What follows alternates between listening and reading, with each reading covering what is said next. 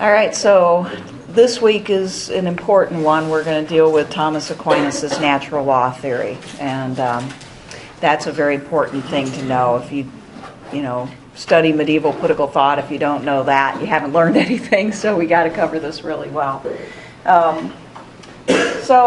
We talk about natural law, but do we really know what it means and what it's opposed to? So I wanted to kind of get a rough definition as to what you think it means, first of all. Anybody have a rough definition that they want to throw out there? Wasn't it like a basic code of morality that's written on each person's soul, according to Aquinas? Okay, yeah. For Aquinas it was sort of instilled in people. Whether they're Christian or not, as we'll see, they can understand natural law because it's, or as he says, written in our hearts. So it's part of our basic nature. Okay. Anybody else want to add anything to that? Anything you know from some other class? Or yeah. I always thought about it kind of like your own natural instinct about anything that you put yourself out there for. Okay, yeah. It's built into us, and it has particularly to do with the decisions that we make. And there's Aquinas' type of natural law, and there's modern natural law, which are in some ways different. So here's the kind of things that we do that may pertain to natural law. Okay, when we, you guys were talking before class about some sort of remark that a politician made about how to handle immigration, and there seemed to be some sense that maybe the proposal wasn't appropriate because I assume if the guy was serious, which he probably wasn't, but if he was serious, it would be treating human beings kind of like animals, and we somehow just know that that's not correct. So whenever we discuss laws and we criticize them, potentially natural law comes into play. Okay? Sometimes, though, we criticize laws because they're just not good for us. But when we're thinking about such issues as fairness or what really goes along with who we are as human beings, is it a humane law as well as is it a law that actually promotes the good for people? Okay? So some of our criticism of the laws can reflect a sort of baseline natural law way of thinking. Okay? When we apply standards of right and wrong to political practice, sometimes it can just be, oh, that doesn't benefit me, but even when we make those kinds of statements, we tend to we feel like we have to go the extra mile and make some sort of better justification than that. Okay. Now maybe it's partly just because we know that other people won't listen to us if we don't, but we kind of instinctually know what a better explanation is. It's not just, this doesn't benefit me and my family. We do have to make some other argument. So when we apply more universal standards to politics, to political practice, as well as to legislation, we may be involving natural law. Okay. We see that we have some universal standards of decency at the international level. These, one could argue, reflect basic natural law, like the idea of human rights, or the rules about how to treat enemy combatants and prisoners in the Geneva Convention. So the question is, where do we get these standards? Because we do have them. Almost everybody has been in a discussion where they tried to apply some standards, and they weren't just selfish standards of this is what I like at the moment, but an attempt to justify their point of view by some higher standard that they think will appeal to other people. So this suggests that maybe laws are more than just, or they can at least be more than just things that people come up with off the top of their head or just because they benefit themselves. And that can change over time. Although there have been many legal theorists who basically said there is no higher law. There's just the laws that are duly promulgated or by whatever legislative body or whatever government you have, and there's no higher standard. Okay? But Arnhart points out that in our own history, You know, the country was kind of born with this idea that there's a higher standard. Okay? With the Declaration of Independence mentioning the natural law and nature's God, and the implication was the two were the same. The laws of nature and nature's God were the same. And this is kind of similar to the way Aquinas deals with it. Okay? Since God is the author of all things in his view, of course, natural law is God's law too.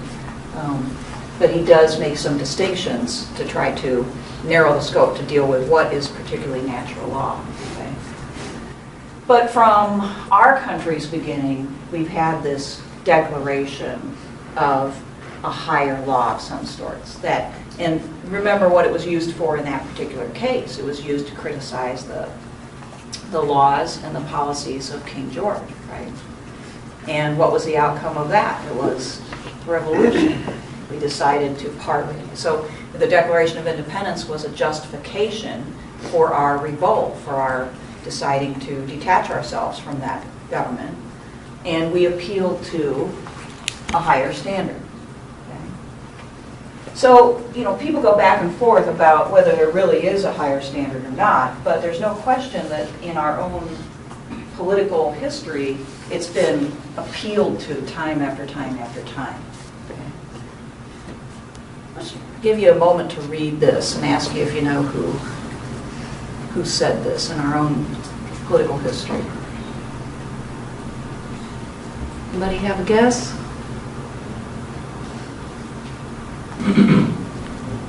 No? Okay. Well, I'll keep that up there for a second. Let me give you another clue. What do you think? Does that help? Kennedy? Close. Very close. No? After Eisenhower. You're Kennedy. I cheated. At the same time as Kennedy.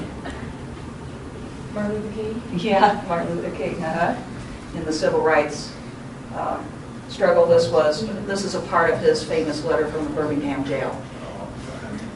And I picked it because I know it was kind of mean of me to put you to the test like that, but I picked it because he actually quotes Thomas Aquinas. I did a little search of, you know, who had quoted Thomas Aquinas over time, and this was a very famous example of that. Okay?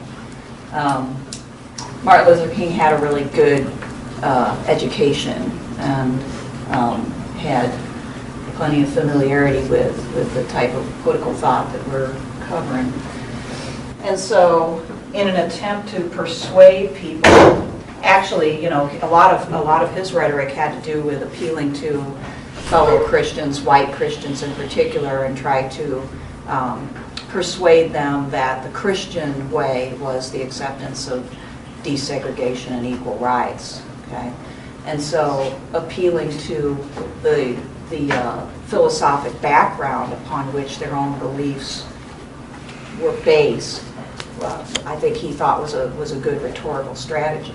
Okay, and so you know that in this letter, or in his rhetoric generally, what he did, of course, was to emphasize the need to be peaceful when at all possible, right?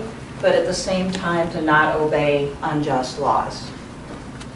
And the reasoning for that was there's a higher law, you know. I mean, there were laws in the South that were all about segregating people and keeping people from voting and so forth, right? And they were duly promulgated by the existing state legislatures and the local communities and so forth, all legal, all right? So if law was nothing more than what people said it was at any given time and place, there would be no way to argue against that. If the majority passes a law segregating, then that's the law, then there's no criticism of it. So King and many other people, not all, but many other people who were arguing against these laws and practices had to appeal to some higher law, okay? Because the duly promulgated law was against them. And so this was a very prominent part of his rhetoric. And it justified civil disobedience in that case. Okay. he combined, Christian and also Gandhian beliefs in nonviolence with the idea that you should not necessarily obey unjust laws. Okay? So his teaching was to, disobey but not to fight back. And, over time this appealed to a lot of people. I think it made people feel guilty. I think it made people feel as though they had some responsibility to not allow this to just keep going on and on. Okay? And so over time it was a fairly successful strategy. Okay? But it, of course, it cost a lot for the people involved. So Martin Luther King's rhetoric is a good way for us to kind of figure out what natural law really means. Constantly appealing to a higher law, a higher set of principles, and basically shaming people by saying things like, the Christian religion mandates that we treat people fairly and with kindness and so forth and humanely. Or, the American founding documents that say that all human beings are created equal. Okay? And, the political philosophy of our own background seems to speak to the injustice of segregation and racism and so forth. Okay? So, it was a successful strategy. I did want to point out that there's a difference between what we're studying here, not a complete difference by any means, but somewhat of a difference between what we're studying here with Thomas and the so-called modern natural right, actually. And how we get from here to here is basically through a sort of secularization that happens during the Enlightenment, okay? And actually even before that with the Protestant Reformation, you start to get enough disagreement amongst Christians in Europe, and then later on with the Enlightenment, you get some straight secularization in philosophy, and those two things combine to produce what we call modern natural law, or modern natural right, which emphasizes what we can agree to based upon self-interest. Okay? So they're slightly different. Thomistic natural law, because it's pretty grounded in, belief in God and it's influenced heavily by the Christian moral structure, emphasizes duties rather than rights. It's more likely to talk about, in fact, Thomas doesn't use the term right. It really hadn't been invented yet, except for as in right as in correct, right? But, it emphasized the duty that we have to God, the duty that we have to our fellow human beings in the sense of moral duty, okay? Whereas modern natural right tends to emphasize our individual rights. And, we enter into government and agreements to protect those rights. Okay? And it emphasizes equality, which was not really on Thomas's radar screen, except for in the sense of we're all children of God. Okay? Martin Luther King is actually somewhere in between these two, I think, because, he is very, very strongly influenced by the Christian religion. So he emphasized both, actually, just drawing from, the idea that we have duties to our fellow man, and also that we have these inalienable rights. Talked a lot about how the founder's reasoning really, rationally speaking, has to apply to all people. So he did both of these, which really was very effective because a lot of the people he was speaking to were Christians. All right, so any questions about just that, what made Martin Luther King a natural law guy? You can't launch any sort of revolutionary action of any kind without appealing to some higher standard. So, this was the way it had to be done. So, but let me make it perfectly clear. It's controversial because there are many people who say, what higher standard? How can we possibly know what higher standard would be? There's no standard higher than what human beings say, right? And they tend to make this argument not just because maybe God, the existence of God is questionable, but the existence of truth is questionable. In other words, there's plenty of philosophical debate about whether you can know truth or whether truth exists. Okay. So I remember when Clarence Thomas, quite a while ago now, was up for the Supreme Court nomination, and he's very, very conservative. So there's, for many people there would be a lot to criticize anyway. But what kind of amused me at the time was that he was sort of from the educational background of the Catholic school approach and so forth. And so through his legal studies, he had learned all about natural law, and natural law was one of his main approaches to the law. And so in his public discussions, he would talk about natural law, and the media had never really heard of this concept, it seems. And so I remember there was a Time magazine article about the weird, what is this natural law? It's kind of funny because truly our founders appealed to it when they founded the government, and it's really not weird and different. It's really a part of the fabric of who we are. Somehow the media's education didn't teach them about this crucial link here.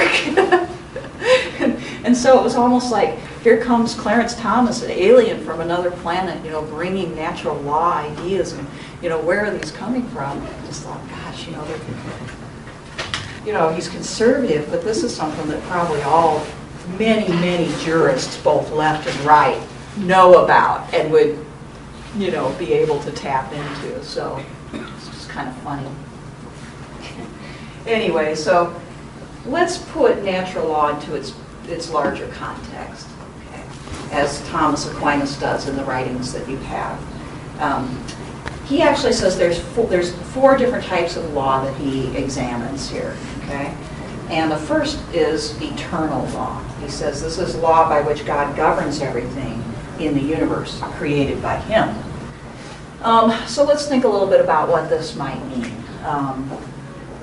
Say, what makes the tides go up and down, high and low? It's kind of physics, right? Yeah, the moon, right, the moon. What makes geese fly south in the wintertime? Magnetic fields. Yeah, which they can somehow, their physiology attunes to it, right? There's something like that, right? I mean, they're still trying to figure that out. It just gets really, really cold, and they think this sucks, so they just decide to fly south. But then they'll go, like, even when it's not cold. It's just like there's a certain time and they're off, okay? Do they decide this? Do they have like a conference and talk amongst themselves? Yes. What date should we leave? They usually meet up around the Great Lakes area. Yeah. Because They have their goose convention. large bodies of water. Yeah. They really don't need to, right? They don't need to have a meeting. They can't. They don't reason with themselves. It's just something that's built into them. Okay? And most of nature is like this when you think about it. It doesn't necessarily mean, Thomas assumes it's all there because God created it that way. That's his assumption. However, even if you take that part out of the equation, you see that much of the natural world runs on its own without any sort of human intervention or any sort of thought process involved, right? There are physical processes, and when it comes to the animals, there's, instincts built into them that makes them do what they do, okay? And they don't have to think about it. Okay? It just happens. And so Thomas, of course, ties this up with God. God created the physical world in this way so that everything runs the way it's supposed to do, and it sustains life and so forth. But he says there's a lot about this that we can never know. Now, when you think about it, we've come a lot farther in explaining how things work in the physical universe and even why animals do the things they do. But when it comes down to why, we still can't really answer that question. Why does it work the way it does? And a lot of times we still haven't even totally gotten to how. We're still trying to figure it out. But definitely we haven't figured out why. Okay? Why are things the way they are and not different? And the human mind keeps going back to purpose. Purpose. Is there a purpose? But Thomas Aquinas says eternal law is largely above us. We can't really fully understand why, and we only know a small part of the answer to that question. So there's a lot of eternal law known by God for his own purposes that human beings can't know, can't participate in. Okay? For whatever reason, we can only know a small part. Now, back in his day, science was pretty primitive, but people were trying to figure things out. And as I said, as time went by, of course, we learned a lot more, but the universe is still a pretty mysterious place. And even if we fully answered how things operate, we still wouldn't be able to figure out why.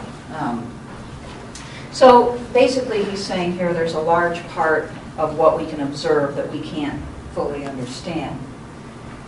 And that's eternal law. Now, natural law, he says, is a much smaller chunk, and it's what we can know as human beings. Okay? He says it's nothing other than the rational creature's participation in the eternal law. Okay? It's important to emphasize rational. So here he's not talking so much about our speculations about the natural world, like scientists knowing about, why geese fly south. He's talking about that law that pertains particularly to us as human beings. Okay? What we can know about ourselves and as rational creatures. What's the big difference between human beings and geese? Well, there's probably several that you could come up with. Logic. Okay, yeah, we can have those conventions and discuss amongst ourselves, or, we have the ability to think independendly, and we have free will, right? So, whereas the geese just somehow know, they don't even know, they just do it, do whatever they're supposed to do. We stop and think, and as a matter of fact, oftentimes our instincts go in one direction and we decide to go in another. Okay, so our instincts maybe say mate, mate, mate, mate, mate, with everybody, mate, right? Let's face it, okay? Whereas our brain says no, no, no, no, no, no, all day long, right? So we say, I have to control myself because I have certain priorities here. I don't want to have babies out of wedlock, for instance. I don't want to have, all these problems that come from just sort of following all of my instincts. I don't want to offend people, right? So we're stopping ourselves all the time because we're trying to guide ourselves, at least we, I hope so, by some sort of higher standard, okay, based upon what's good for us, right? So this makes us different. It also makes us, in a way, more vulnerable to problems, because whereas geese just know what to do, and they undeviatingly do it unless they're sick, and their radar goes offline or something like that. Human beings have an up or down choice all the time, and they don't always make the right choice. So we're more likely, because of this attribute, to make mistakes and to get ourselves into trouble. Okay? Another example of this would be, how many times a day do you get angry and feel like physically hurting somebody? Okay, some of you more than others, but I bet you this is not. We don't like to admit it, but when somebody makes you angry, don't you sometimes feel like physically hurting them? Now, one of the reasons why you don't is because you might get hurt back, okay? Or you might get arrested. You start thinking about all the different problems, right, associated with it.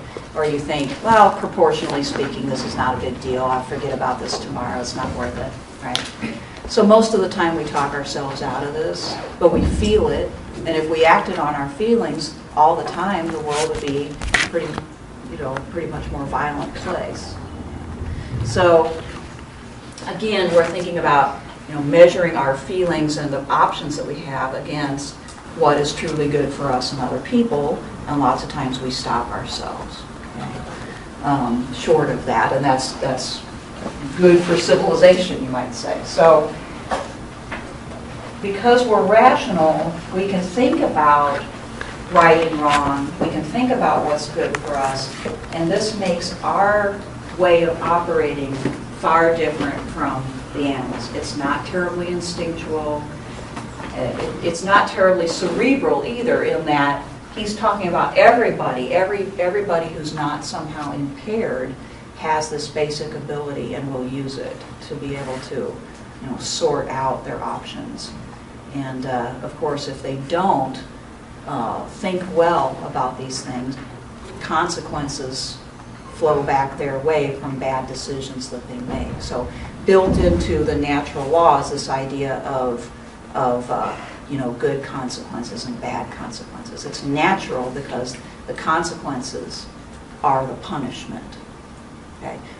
This would operate even before there was advanced civilization. In any setting, if you make poor decisions, you're going to feel the consequences of them, and that's the natural punishment, right?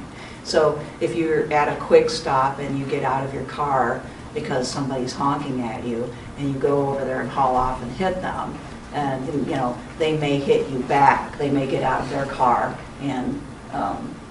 and do worse to you, and then you feel the consequences, right? So natural law is very fundamental. It's not, as he conceptualizes it at first, it's not very cerebral or complex, and it's something that everybody really has experience with all the time. It's just that you don't tend to think of it as a law, right? But the way things work is certain behaviors are rewarded by nature, by the consequences, and other behaviors are punished by the consequences. Okay? So, and then the third type of law is human law. And he says it's needed because general principles of natural law aren't detailed enough to decide particular cases. In other words, natural law may say, don't do anything that will end up hurting you or others, but depending upon the terrain and the type of vehicles and so forth, the traffic laws can be very different from place to place, and they fulfill the same purpose. Okay? But they have to be made to fit the country and the people. Okay? So best case scenario is that human law tries to apply natural law to the particular setting. Okay? Worst case scenario is that the human law doesn't reflect eternal or natural law and is bad. Okay? So the worst case scenario was illustrated in that example we came up with at first of segregation. Segregation, from this point of view, would be bad human law. Okay? Law that does not reflect true natural law and is going to have consequences. And of course, the civil rights movement itself was the consequence in that case. People simply not, refusing to obey, lots of social strife. Okay. So if human law doesn't reflect natural law, you're going to have problems. Okay? And that's why it's important for jurists in particular, and people who make laws, to be reflective enough about the natural law when they're making their own laws. Okay? So human law can be judged according to this way of thinking to be natural or unnatural. That is, just or unjust. Does it, as Martin Luther King said, advance human dignity? Does it create peace? Does it create order that can be used by people to nurture their families, to get ahead? Or does it create strife and destruction and poverty and so forth? Okay. Again, this is not hard, really. It's not hugely intellectual or anything like that. It's really fairly simple. But because people's self-interest intervenes, sometimes I think what Aquinas would think would be that sometimes people talk themselves into not listening to what they know. Okay? because what they know seems to go against what they feel emotionally or what they think selfishly about what will benefit them at the time. Okay. But it's not hard to know, in his view, what is natural, what is good for people. Okay, so that's human law. And then finally, the fourth type of law is what he calls divine law. This is the law of the Bible, and it deals specifically with that, and he separates out what we can know by natural law alone with what we can only know through revelation, through the Bible, and through, of course, the church's interpretation of the Bible and the application of its precepts and so forth. So this has to do specifically with us as spiritual creatures. Okay? Part of human nature is spiritual in his view. So divine law gives us information that we can't get through natural law alone, just through reason alone, such as how we should honor God and pray and the structure and authority of the church. Okay. All right, so notice that this is the only part of the law that people can only know if they have converted somehow. Okay? The other three can be understood by anybody. Of course, eternal law can be understood to exist but not fully understood. But eternal law, natural law, and human law, these can be understood or grasped by everybody. Okay? So by saying this, Thomas is saying natural law is not a standard just for Christians, or even just for people who believe in a God, but it's a standard that can be grasped and should be by everyone, because it's just about using your reason to figure out what works and doesn't work for human beings. And since everybody has this moral sense instilled in them, in his view, okay, not through conversion, but by birth, because we're human beings, we can know right from wrong. Okay? So in putting it this way, Thomas opens up the door for later thinkers who wanted to apply natural law reasoning, not just to Christians or particular kind of Christians, but to human beings, you know. It's a universalizing way of thinking about it. All human beings, all rational human beings can know this. But this part, the divine law, can be known only by those who receive that revelation, okay? And only applies to them because they are Christians. Okay. All right. So, any questions about those four basic types of law? With me so far? Okay. All right. So let's talk about natural law then. Again, let's look back at what we can know about the natural law. He fleshes some things out. He says there are three primary principles upon which the natural law is built. These are things that all human beings have, you know, and all human beings share. So the first one is very, very basic. Okay? The first primary principle of natural law is self-preservation and species preservation. Okay? In that order. Thomas Aquinas does allow and admit that self-preservation is paramount for human beings, and it's basically instinctual. Okay, so that part isn't even fully rational. We will always want to preserve our lives, and this is what we share with the rest of the animal kingdom, okay, with everything. Right? So, and then second to self-preservation is species preservation, which would start with, you know, probably the family, preserving your family and then extending outward. There's an instinct to do that as well because we're social creatures in his view. Remember, he picks that from Aristotle. So it's very natural for us to want to preserve the community around us because we tie it up with our own self-preservation. Okay? So that's the first and most fundamental. And these are ranked. okay? So that's the top priority and the most important one. And if the others collapse, this one is the last standing, okay? So, and then the second primary principle extends the first, okay? We have this desire to procreate, which means having children, having families, to nurture and educate those children so that we can have the next generation. Goes along with the first of preservation of species from harm. Okay? And he says this we also share with the animals.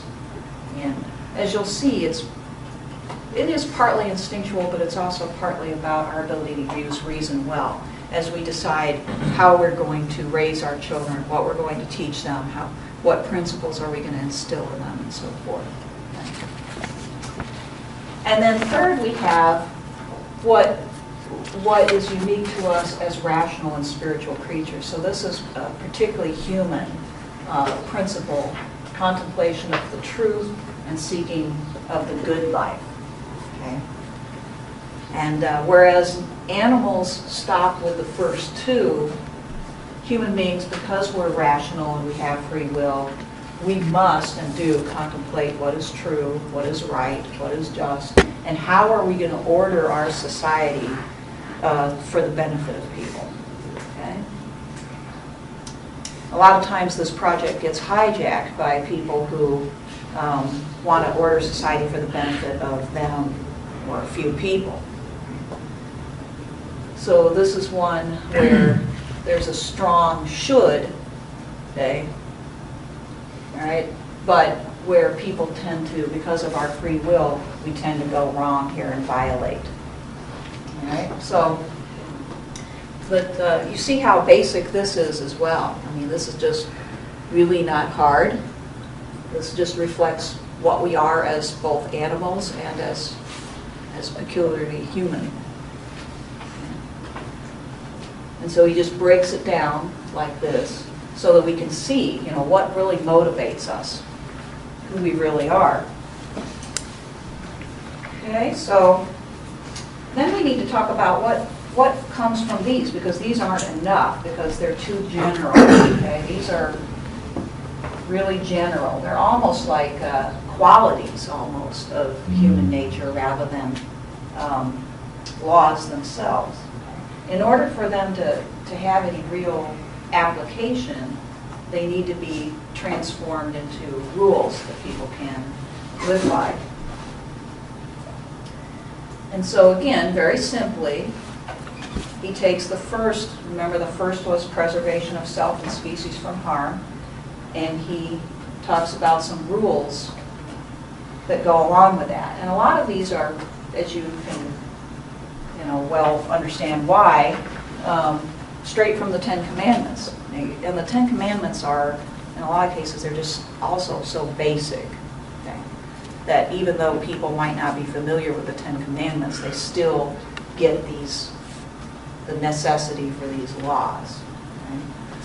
So, for instance, you have a law against killing and murder, okay, a law against theft, a law against lying, okay, consequences for fraud and things like that.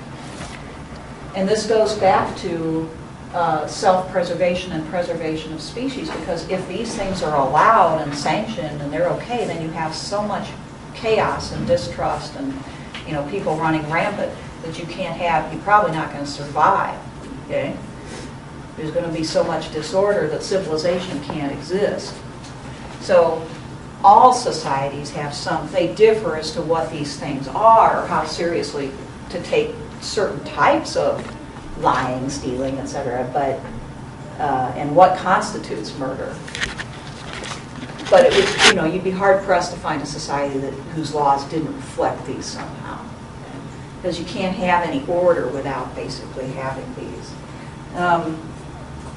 So, and as far as the second, remember the second principle was procreation, nurture, and education of children. So under that category, he would give examples such as this, the idea of monogamous marriage. Although, as we'll see, I think we'll get to discuss this, that he does, he falls back on the first principle when talking about polygamy, because, one objection, I'm sure you noticed that his arguments tackle objections, right? And one objection is, well, the Bible shows us that at certain times people had polygamy. What about that? And so he reasons that there may be times when there are many more women than men in the society due to war, and therefore there may be an absolute moral need for polygamy. So it depends on what the reason for it is. If it's just simply to have more wives, no. But if it's a matter of survival, if somebody's going to die if they aren't taken care of by the husband, then yes. So that's a case where he basically says the first principle is paramount. So if there's a conflict, we go back to the first. See? But in general, he says monogamy, the lasting union of man and woman in marriage, is best because it creates a stable family structure for the children. Okay, so you have laws against adultery and other things that would break up a marriage.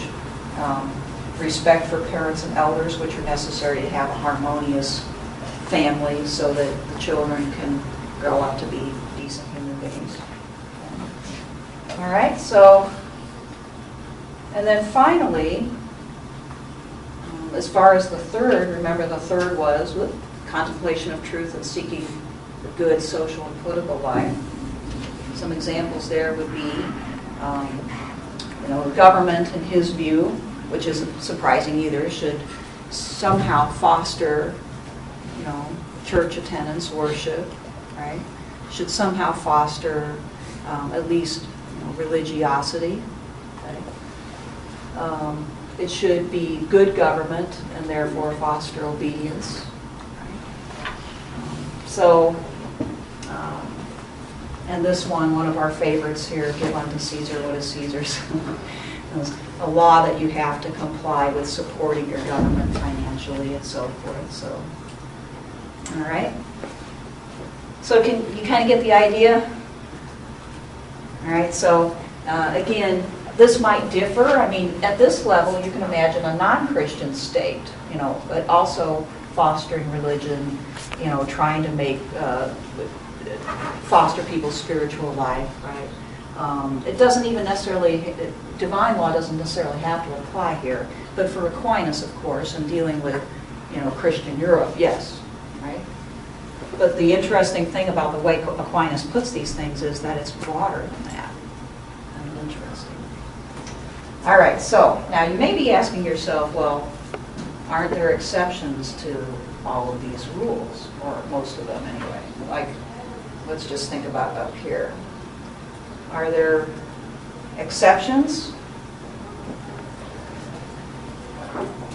What about an eye for an eye and a tooth for a tooth? Well, in the Bible we do have that, although Aquinas would reason that that justice was superseded by Christ's revelation. Okay, but still there are occasions where violence has to be done. In the self-protection, if somebody's trying to kill you and you have to protect yourself. Yeah. Self-preservation is the first one. Right, so if there's a law against murder, but somebody's coming at you and about to kill you, you're justified in stopping them even to the point of killing them. And that's allowed because self-preservation is the first priority, right? So in other words, he's not asking you to rigidly, without any sort of judgment, apply any of these laws. What about stealing? Is there any exception to be made there? You could go for that example that we read about in the Republic about someone coming home in a drunken rage and not giving back their weapons. Basically, you say, I'm going to keep it because you're going to hurt yourself with it. And this is the responsible thing to do because if you don't, that person's going to kill somebody, which violates the first precept. So sometimes you have to. Aquinas deals with a case of extreme poverty where somebody maybe feels like there's no other choice and they have to steal food or they'll starve. And Aquinas says this is justified, that the moral responsibility really lies on the people who have not allowed this person to have food. And so it certainly greatly mitigates any sort of guilt, because they have no choice. If they want to survive, they may have to steal. Okay? The bigger problem is you've created a society where people feel as though they have to do that to survive. All right, so I think you get the point there. We can't rigidly apply these. There has to be flexibility. Okay? And we've already discussed the case of monogamy. I mean, that's kind of probably a little shocking for you that Thomas Aquinas would entertain the possibility of polygamy, but this is, you know, his serious application of these principles. So polygamy could conceivably be allowed only if it was a matter of survival, because then we move back up here, you know, to this first precept is more important. So there has to be flexibility, and this is one reason why there needs to be good government in charge to make these sorts of decisions, and also good judicial judgment in the application of the law. Because there's no set of laws, I think that Thomas Aquinas understands this as well as Plato does. There's no set of laws that is perfect, that can be perfectly applied in any and all circumstances. The circumstances do oftentimes matter. And in that case, when a person comes before a judge, that judge needs to take into account the circumstances. Okay? All right. Now here we might have less flexibility, right? Especially when applied with the Christian perspective. In other words, imagine probably Thomas Aquinas would not agree with Thomas Hobbes, who basically said if you're living in a I don't know, this would be a good thing to ask, actually, trying to investigate. I was going to say, Thomas Hobbes said if you're living in a foreign land and they tell you not to worship the Christian God, survival is number one, and as long as you believe about God in your heart, you're cool with God. So just worship however they want you to. Something tells me Thomas Aquinas wouldn't go that far, but I'm not actually sure. I'd kind of like to, that'd be a good investigation, because logically speaking, if he's totally consistent, he would say, well, survival, you know, survival is first. But would Thomas Aquinas say that? I wonder if he would say, you know, worship false idols if you have to. Well, isn't it if like two truths conflict with each other, the one dealing with God supersedes the other? Well, that's right. That's what he says, right? When he's in his own reasoning, if revelation disagrees with reason, and there is no way to reconcile the two, then revelation is superior and you have to go with it. So this would lead us to think that maybe he would not approve of worshiping of false idols or embracing a false religion under any circumstances. But I actually don't, I mean, I have to do a more thorough investigation to be able to answer that. That's one of those questions that might involve a book or something like that, one that I won't write. But it's a hard question. I'm not an Aquinas scholar, so I'm not going to try to tackle that one.